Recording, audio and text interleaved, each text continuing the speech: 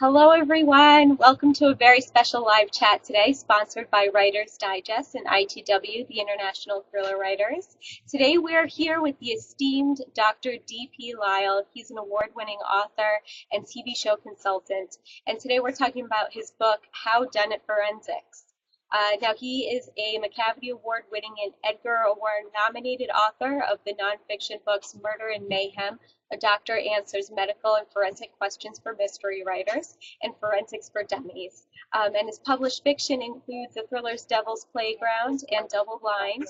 And he's worked as a story and technical consultant with many published authors, and also with the writers and producers of several popular TV shows like Law and Order, CSI Miami, Monk, Medium, and House. And Doug is also on the board of directors for the ITW. As always, just want to let everyone know, remember to sign up at BookTrib.com to get the latest on live chats, original content, giveaways, and more. So without further ado, please help me welcome D.P. Lyle. Thanks so much for joining us today, Doug. Thanks for having me. Looking forward to it. Now, before we get to viewer questions, I just wanted to first ask how you began consulting for other authors and for TV shows. How did that start for you? Well, as a writer, that's kind of the intro to it. You know, as a physician, if you go to a cocktail party, people want to talk about their gallbladder and their cholesterol. But if you're a writer and you go to a writer's conference, they want to talk about guns and knives and poisons, oh my. And they want to know what wounds look like and what dead bodies look like, and et cetera, et cetera.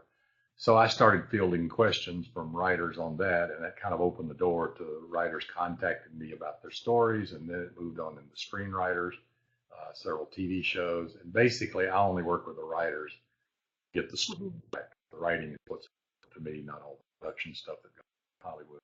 So that's kind of how it started, and I got 3 question and answer books that are the questions that I've been asked over the years. Mm-hmm. Now, what's the most frequent forensics question you get asked by writers for TV shows? Oh, by far, the 2 most common are, one, what does a dead body look like after X amount of time? And of course, it depends on the circumstances. You know, it's a lot different in a swamp in Louisiana than it is in the mountains of North Carolina in March. Right. But how bodies decay and what happens to them.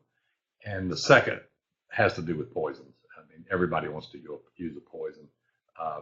And so I get tons of questions about how poisons work, how you can deliver them, and how the medical examiner will discover them to solve the crime and things like that. Poisons are big. Is there a certain forensics mistake that you read a lot in books or you see on TV shows that just drives you crazy? Oh, yeah. I mean, there's several medical and forensic mistakes. You know, one is one-punch knockout. Somebody gets hit and they're unconscious, you know, written out of the script. But in reality, if someone knocks you out, you're out for 15 seconds or so, and then you wake up a little groggy, and by 2 minutes you're mad and chasing them. They don't seem to get that. And the other is the timing of bleeding and things like that. They'll find dead bodies that have been dead for 2 hours, and there'll still be blood coming out. And that doesn't happen. I mean, once you die, you quit bleeding. The heart quits pumping, no blood circulates, so you can't bleed after that. Things like that. Mm-hmm. Okay. Now, have there recently been any surprises that you've seen, I guess, in the forensics field? Well, obviously, one of the areas that's coming along is the junction of fingerprints with toxicology and DNA. I think this is a fascinating field that you can find a fingerprint and not only get the pattern, which is what's used for matching and comparing fingerprints, is the pattern of the ridges, the friction ridges on the pads of the fingers. But you also can pick up oils and dirt that makes up the fingerprint. And from that, cellular debris is also part of that. So you can get DNA. Theoretically, it takes a single cell to get enough DNA to test for a DNA profile. And the other is these oils and stuff, since they're secreted by the body, also contain chemicals. And so you can find out about certain drugs and illnesses and all kinds of stuff just from a fingerprint. That's amazing. This is fascinating stuff. Now, how can a thriller writer use your How Done It book to help them, how is it organized? Is it, a quick reference guide? How did you put that together? Yeah, both Forensics for Dummies and How Done It Forensics, which I did for Writer's Digest books, are kind of comprehensive overviews of the world of forensic science. How Done It's like Dummies on steroids. It's a Okay. lot bigger book. It's much denser. It has more historical stuff. The Dummies books mostly deal with current things. I added a lot of historical stuff and a lot more detail because writers want to know a lot more detail. So the book is well organized in the different specialties, if you will, in forensic science. And it can serve as a reference not only for that, if you see something on TV and want to know more about it, you can pick up the book and thumb through it and find that chapter and read it, and in 20 minutes understand what they're talking about. But for Yeah. fiction writers, and I don't think it really matters whether you're writing thrillers or cozies or noir or hardboiled, whatever, you can't ignore forensic science because you will make stupid mistakes. And the general public and the readers out there, and crime fiction readers, of course, are very astute. They know all this stuff. And if you just completely ignore fingerprints and DNA and tire tracks and things like this, they're going to say, oh, wait a minute, I don't buy this anymore. And then you're going to lose them from the story. So even though you may not deal with the details of the forensic science, you must know it's there, and it must at least impact your story. And I think the most important lesson for fiction writers to learn is that whether if you're writing about forensic science or medical science or space or spy versus spy technology or whatever, it's not the cool science stuff that the story is about. It's the characters. It's the effect of all that stuff on the characters and how the science stresses the characters and ultimately helps solve the crime, if you will. Very great piece of advice there. Now, Jay Willett says that all of your books are awesome, especially the medical thrillers. Have any of them been optioned as a series or movie? Well, as they say, from her mouth to God's ears, I hope that my latest book, Original Sin, we just sent off to the movie folks we know up in LA to see, because I think it'd make a great movie because it's really spooky and it's got What's it snakes about? in it. So, Oh, snakes. it's a Samantha Cody thriller, and people who have read the previous books, Devil's Playground and Double Blind, they came out like 12 years ago. And Sam is a great character. She's a tough lady. She's pretty and lean and mean, but basically she's sarcastic and doesn't suffer fools well. And besides being a small town cop, she is a professional fighter. She learned very early on she could hit hard with either hand. And so she took up boxing for fun and then got into the pro circuit for a while and won some fights that way. In fact, never lost. Finally lost her job as a cop and by internal shenanigans in her little hometown in the high California desert. And she ends up in this story. When I came up with this story, I said, this has to be a Sam book because it's perfect for her. And she ends up visiting a friend of hers, a cardiovascular surgeon named Lucy Wagner in Tennessee, in a small town, and she's a heart surgeon. And some things start happening where a guy dies on Lucy's table, and suddenly odd things start happening to Lucy. And oh, by the way, odd things start happening to her patients post-op. They start going on murderous sprees, and they can't figure out what's going on. And Sam kind of helps solve the problem. It turns out the guy that died on her table is the patriarch of a snake-handling fundamentalist religious sect. And so it gets a little woo-woo in there sometimes. But Sam's there to protect Lucy and to solve the problem. And it takes them way back into Lucy's history, basically to her birth and how all this impacts the current time. That's awesome. And that's out now? It's out now. It came out 2 weeks ago. Oh, excellent. Definitely have to check that out. Now, Catherine says, throughout your years of work, do you know of any instances where the killer deliberately attempted to disguise the actual time of death? And did they succeed? Well, yes and no. I mean, obviously, if they succeeded, then they probably didn't get caught because they had an alibi. Right. If you think about it, the three things that the medical examiner has to determine that are most important is the cause of death, the manner of death, and then the time of death. And the time of death is critically important because witness statements and suspects, everybody's got an alibi for certain times. But if a killer is off killing somebody, he won't have an alibi necessarily, not a legitimate alibi, for that time period. So if you can place the time of the murder in a place that he can't account for his whereabouts, then that's strong evidence that at least he had the opportunity of the motive, means, and opportunity triad. He at least had the opportunity. So by changing the time of death, if you can alter the time of death, then yes, you can either heat things up, which makes everything happen faster, such as decay and lividity and rigor mortis and everything, or cool things down, which then slows all of those processes. So people have put bodies on ice or dumped them in cold creeks. They have turned the air conditioning way down on a building to cool the body faster, in the room. They've done a lot of things, and often they do get caught, because once the medical examiner team comes in, one of the things they look at is the ambient temperature.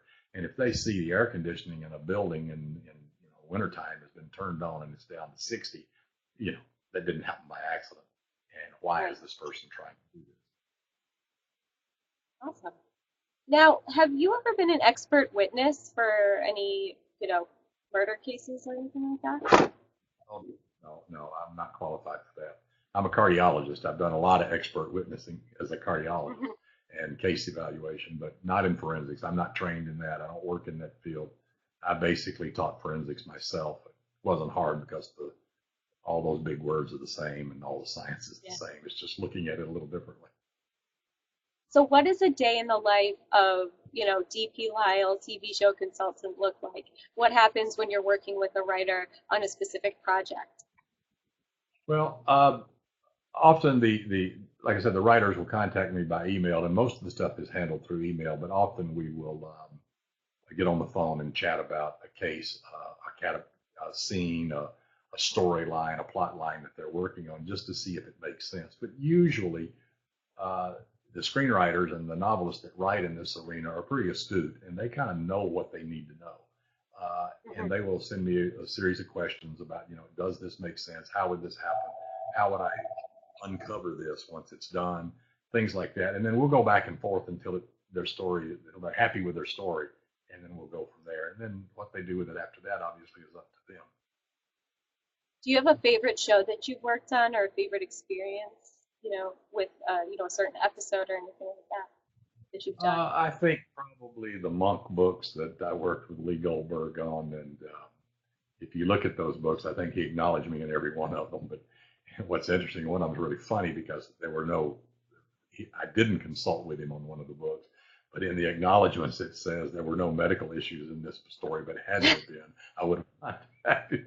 And that's so Lee. But I worked on those in the Diagnosis Murder books. Lee's a very clever writer and a very good plotter, and very well prepared. He knows a lot. And so working with him, we kick things around all the time. Mm-hmm.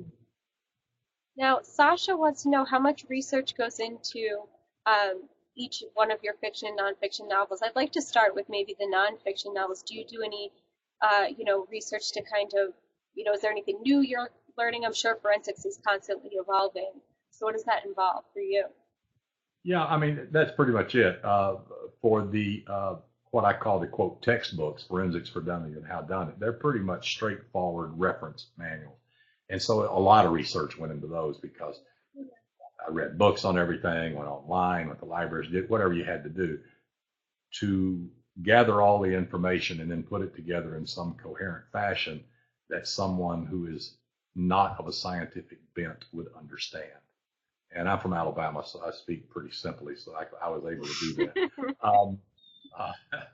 But so those took a lot of research. The question and answer books, where they send me questions and then my answers usually give them the science and then explain the science, is pretty much the same kind of research on an ad hoc basis. Most of the medical stuff I know offhand, some of the forensic stuff I'll look up and double check. But then I always try to tell them how to use these in their story, and sometimes even make suggestions. That might not work, but if you thought about this. And I think that's where my experience as a storyteller comes in. And if you ask my mom, that started about age 2, but telling. So that's kind of, you do the research that you need to research, and then what you know, But you always kind of double check your facts, even if you think you know it. You know, especially at my age, you forget stuff. Mhm. No, Jay Willett has another question for you. He says, "Do you read other medical thrillers or suspense novels, or do you need to take a break from your genre? But who are your favorite authors within the genre? What do you like to read?" Well, essentially, yes, I do read, and I read all the time. Right now, I'm reading T. Jefferson Parker's newest book, Full Measure, and it's his first venture into a mainstream literary type novel. And of course, Jeff is one of the great writers on the planet. Um, Mhm. I've helped him And with a couple another of his. ITW author. Oh yeah, another ITW author. But he is a great guy and is a great writer, and I love his writing. So he's one of my favorite. Um, I used to back when I was early in my writing career. I couldn't read while I was writing because it would infiltrate what I was writing, and I'd go back and start editing and realize that these 3 chapters were Elmore Leonard and these 6 chapters were James Lee Burke, and so I didn't read while I was writing. But now that doesn't bother me because I've got my own style and it's well entrenched, good, bad, or indifferent, so I can read all the time. My favorite authors, I mentioned Jeff Parker, but my 2 favorite authors of all time are James Lee Burke and Elmore Leonard. And I think that they're very different. And I think that any writer must read their work. James Lee Burke is literary but down and dirty, and his prose is breathtaking sometimes. I literally will read a paragraph and stop and lay the book down and say, oh my God. And Elmore Leonard, if you want to learn to write dialogue, you must devour Elmore Leonard. He can write dialogue that's not dialogue. There's no quotation mark, but you can hear the conversation going on. And he's just brilliant at that. And fast pace and really moves. But I read a lot of people. Yeah. Well, when did you start? When did you make the jump from doctor to author? Well, I still practice a couple of days a week, so I'm still doing both. But Yeah. I I grew up in the South, and you have to be able to tell a story in the South, or they won't feed you. They'll just put you behind the bar and let you die quietly. But I could always tell a story. You know, everybody in my family could tell a story. Everybody I know could tell a story growing up. Some better than others, but everybody could tell a story. But I always wanted to write. I always had a great respect for books, not just textbooks, but novels. And but I didn't know if I could. And I always said, well, when I retire, I have these stories I want to write, so I'll write them. But about, I guess, 18 years ago or so, I decided, if not now, when. So I took some night classes at the University of California, Irvine, which, interestingly enough, is a program that T. Jefferson Parker came out of. That's where he got his training as a writer. And it's a great writing program they had there for many, many years. So I took some night classes there, joined a couple of writing groups, and then just started writing. And that's how it works. You know, just work. Well, Joan says that your How Done It forensics book has helped a lot of people get it right when they're writing about topics they may not understand fully. As you feel a sense of satisfaction knowing that your book has helped make these writers' stories better and more authentic. Oh, absolutely. I mean, that was the purpose. That was the purpose of both that and Forensics for Dummies. Even though the Dummies book obviously was for the general public, I always kind of wrote it with writers in mind. And of course, How Done It is part of the How Done It series from Writer's Digest. I mean, it is specifically geared toward writers. And so when someone comes up to me and says, you know, I got your How Done It book and it really helped me with this scene or that scene, or I learned this from that, that's the purpose of the book. And so, of course, it makes me feel good. That was the reason I spent the hours putting it together. And Yeah. it's a huge book. It's about 170,000 words. It's a huge book. I put everything I Well, knew in there. well, Ashley wants to know if your patients ever read your books. All the time, and they bring them in for me to sign and stuff like that. They love it, you know, and uh, I don't try to hide it. I don't, you know, and I want them to know. You know, I think it makes another bond with the patient, and in the practice of medicine, like every other thing in life, it's your relationship with that person that means as much as all the scientific knowledge you can have. And so, you know, if they look at you as someone they can trust and it's funny, they'll do what you say, and that at the end of the day, that's what it's all about. Right. Well, Jackie says, as a writer, what's your definition of success? And what are a few things that need to be achieved in order to be a successful author? I'm assuming that's different for, each author. It's individual to Sure. their own personality. Right, and everybody has to set their own goals. I never set out to get on the New York Times bestseller list. That wasn't the reason I wrote. I wrote because I have fun with it. But would I like to be on the New York Times bestseller list? Of course. Who wouldn't? Uh, but I never entered this with the intention of making a living out of it. And in fact, it a little bit would bother me that if this became a job, where I had deadlines and had to pay the rent out of this. That's why I'm glad I got a day job. My agent will probably tell you I'm probably the worst author on the planet because I do not know how many books I've sold, how much money they've made. I have absolutely no idea. Maybe a vague idea. I know Dummies has done really, really well, but I just really don't know because that's not why I do it. And if I spent time looking at all that stuff, I wouldn't spend time writing pages. And that's really what we're supposed to be doing. I do it because it's fun. I love to read good stories. I love to write good stories. I just love stories. And so, I mean, that's kind of my motivation for doing it is, go get the cup of coffee and go downstairs and get in the room and play with all my imaginary friends and kill people.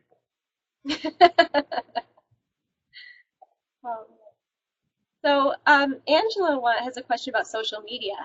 She says, has social media played a role in how you interact with readers or people who are curious about forensics? Oh, absolutely. I don't think in this day and age you can survive in almost any kind of business, but particularly in writing without it. I mean, if you're Stephen King, you don't have to tweet, even though he does. You don't have to. Everybody knows who you are. But for most mid-list writers and beginning writers and self-published writers, people have to know who you are, and that means you've got to go out there in the world and interact. And whether that's things like this wonderful thing with BookTrib, or it's Facebook, or it's LinkedIn, or Twitter, or whatever. This is how you communicate with people, and this is how you create friends and how you create a following. And I keep in touch with all my writer friends basically through that more than anything else, because I'm not big on talking on the telephone. 2 minutes, I'm about done.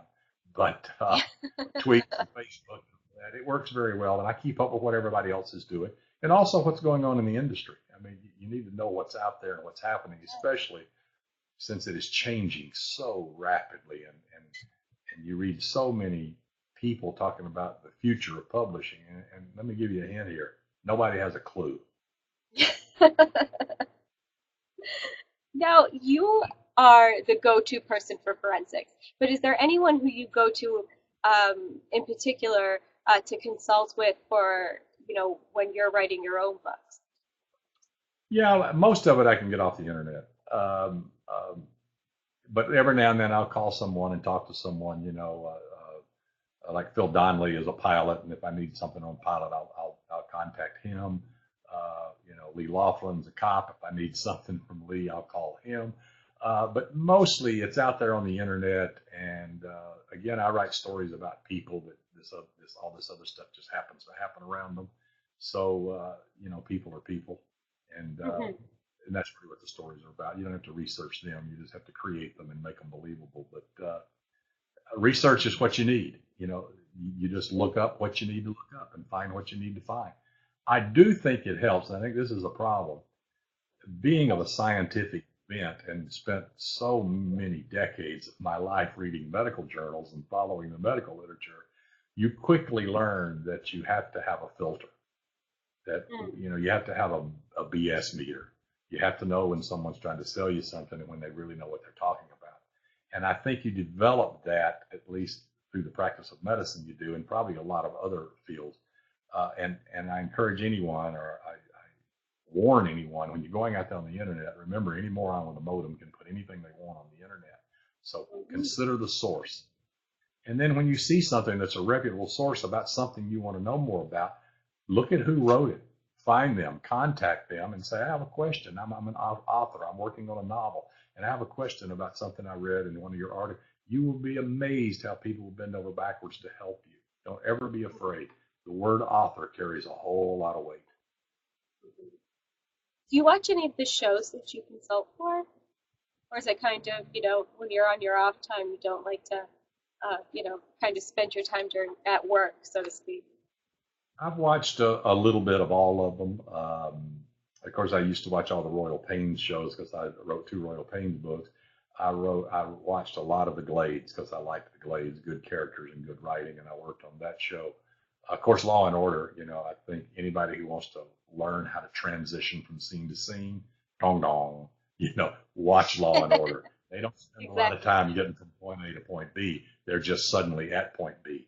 And I think, that's the part, as Elmore Leonard said, people skip, the getting in the car and picking up the coffee and driving down the street and going in the door. Everybody knows how to do that.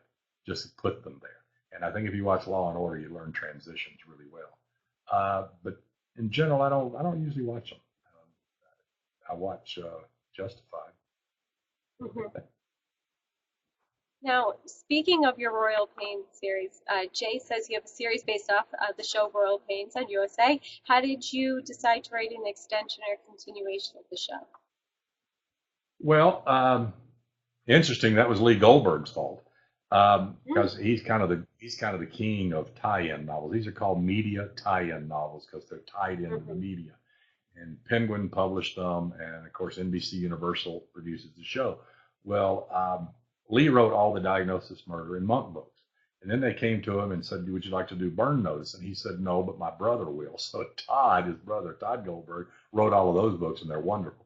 Then they came to him and said, "We need somebody to do Psych." And he said, "Well, I don't, but my partner, Bill Radkin, will." So Bill wrote all of those. So then they came to him and said, "Well, there was somebody to write Royal Pains." And he said, "Well, that's not me, but I know someone who might." So Lee called me and said, "Are you interested in this?" And I said, "I don't know. Am I? Tell me what's the good, the bad, and the ugly." So we talked about it, and I finally decided to do it. And I did a 2-book series of the Royal Pains series, which is a fun little series. The medicine's all wrong, but the series is fun. Let's see what we've got here. Well, Jackie says, do you think that in the future, going back to forensics, do you think in the future people will find other ways to get away with crimes? Well, that's always the tug of war. The criminals come up with cooler things, and the scientists come along behind them and find ways to track them. I mean, that's just the way it works. Science follows need, and so yeah, there'll be cool things coming down the road. There'll be death rays, and there'll be laser weapons and all that stuff. But science will be right along behind it to find a way. We didn't know what fingerprints were for a long time. We didn't know what DNA was till the 1980s. And a lot of cases, as you read now, cold cases from the 50s, 60s, and 70s are now being solved by a technology that not only didn't exist, wasn't even thought of back in the 50s. But you see these crimes solved with DNA decades and decades later. Excellent. Well, we are just about out of time. And I want to thank you so much, D.P. Lyle, for spending your time with us to talk about your whodunit book, Forensics, from Writer's Digest. I want to thank our sponsors, Writer's Digest and ITW, for helping us put on this fabulous chat. And you can check out BookTrib.com and sign up for updates. And DP is on Twitter, he's on Facebook, he's online, so you can definitely ping him there. And thank you again so much for today, and we'll talk to you soon. Thank you, my pleasure.